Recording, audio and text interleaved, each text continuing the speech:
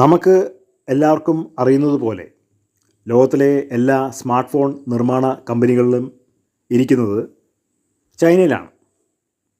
നമ്മളെല്ലാവരും ധരിച്ചു വെച്ചിരിക്കുന്നത് ചൈനയിൽ ലേബർ കോസ്റ്റ് വളരെ കുറവായതുകൊണ്ടാണ് കമ്പനികളെല്ലാം അങ്ങോട്ട് പോകുന്നത് എന്നുള്ളതാണ്. പറഞ്ഞത് ശരിയാണ്. അവിടെ ചീപ്പ് ലേബറാണുള്ളത്. നമ്മുടെ നാട്ടിലുള്ള പോലെ ലോകത്തിൽ മറ്റുള്ള രാജ്യങ്ങളിലുള്ള പോലെ ഉള്ള ലേബർ കോസ്റ്റ് അവിടെ ഇല്ല. കാരണം അത് കമ്മ്യൂണിസ്റ്റ് ഭരണകൂടമാണ് അവിടെ ഭരിക്കുന്നത്. കഴുത പോലെ ആണ് അവിടുത്തെ തൊഴിലാളികളെല്ലാം പണിയുന്നത്. അതതിൻ്റെ ഒരു വശം. എന്നാൽ ആപ്പിളിൻ്റെ CEO, അതായത് ഐഫോൺ കമ്പനിയുടെ CEO പറയുന്നത് ചീപ്പ് ലേബർ കാരണം മാത്രമല്ല ഐഫോൺ ചൈനയിൽ അവരുടെ പ്ലാന്റ് സ്ഥാപിച്ചിരിക്കുന്നത്.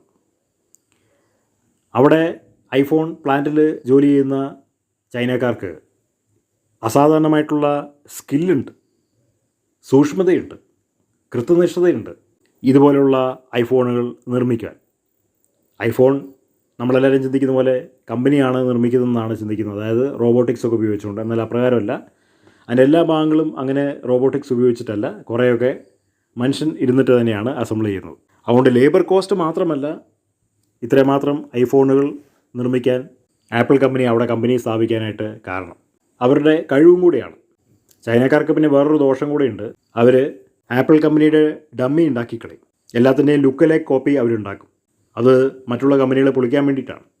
ഇപ്പോൾ ബെൻസ് കാർ കണ്ടു കഴിഞ്ഞാൽ, ബെൻസ് കാറിൻ്റെ നിർമ്മാണ പ്രക്രിയ അവർ മനസ്സിലാക്കി കഴിഞ്ഞാൽ അതേപോലത്തെ ലുക്ക് ലൈക്ക് കാറുകൾ അവർ അവിടെ നിർമ്മിക്കും. എന്നിട്ട് അതേ സാധനം അവർ ലോകത്തിലെ എല്ലാ മാർക്കറ്റിലും എത്തിക്കും. അതോടെ ബെൻസ് കാറിനെ പോലെയുള്ള കാറായതുകൊണ്ട് ആളുകൾ വഞ്ചിക്കപ്പെടും. എന്നിട്ട് ഈ ലുക്ക് ലൈക്ക് കാറുകൾ വാങ്ങും. ഇതേപോലെ തന്നെയാണ് ചൈനക്കാരുടെ ഈ കൗണ്ടർ ഫീറ്റ് പരിപാടി. അവരെല്ലാത്തിൻ്റെയും ഡ്യൂപ്ലിക്കേറ്റ് ഉണ്ടാക്കും. അതെന്തിനു വേണ്ടിയിട്ടാണെന്ന് പറഞ്ഞു കഴിഞ്ഞാൽ ലോക സമ്പദ്ഘടന പൊളിക്കാൻ വേണ്ടിയിട്ടാണ്. എന്നിട്ട് അവരുടെ ഉൽപ്പന്നങ്ങൾ മാർക്കറ്റിൽ അടിച്ചു കയറ്റാൻ വേണ്ടിയിട്ടാണ്. അത് അവരെ കൊണ്ട് കഴിയും. കാരണം ലോകത്തിലെ എല്ലാ പ്രധാനപ്പെട്ട കമ്പനികളും അവരുടെ ടെക്നിക്കൽ നോഹൗ ചൈനയിൽ വന്ന് പ്ലാന്റ് സ്ഥാപിക്കുമ്പോൾ തന്നെ ചൈനക്കാർക്ക് ഒരു പിടി കിട്ടും. അത് വെച്ചിട്ട് അവർ മാർക്കറ്റ് ചെയ്യണം. ആ ബ്രാൻഡ് ഒരിക്കലും അവർക്ക് കിട്ടില്ല, ആ ക്വാളിറ്റി ഒരിക്കലും അവർക്ക് കിട്ടില്ല. അതേ പേരിൽ, ഇപ്പോൾ ആപ്പിൾ കമ്പനിയുടെ അതേ പേരിൽ അവർക്ക് ഫോൺ ഇറക്കാൻ ഒരിക്കലും കഴിയില്ല. അതിൻ്റെ ടെക്നോളജി അവർക്ക് കിട്ടില്ല. അത് ആളുകൾക്ക് അറിയുമല്ലോ, ആളുകൾ പൊട്ടന്മാരല്ലല്ലോ. പക്ഷേ അതിൻ്റെ ഡ്യൂപ്ലിക്കേറ്റ് അവരുണ്ടാക്കി മാർക്കറ്റിനെ വെല്ലുവിളിയാക്കി അവർക്ക് തീർക്കും. അങ്ങനൊരു പ്രത്യേകത അവർക്ക് ഉണ്ട്.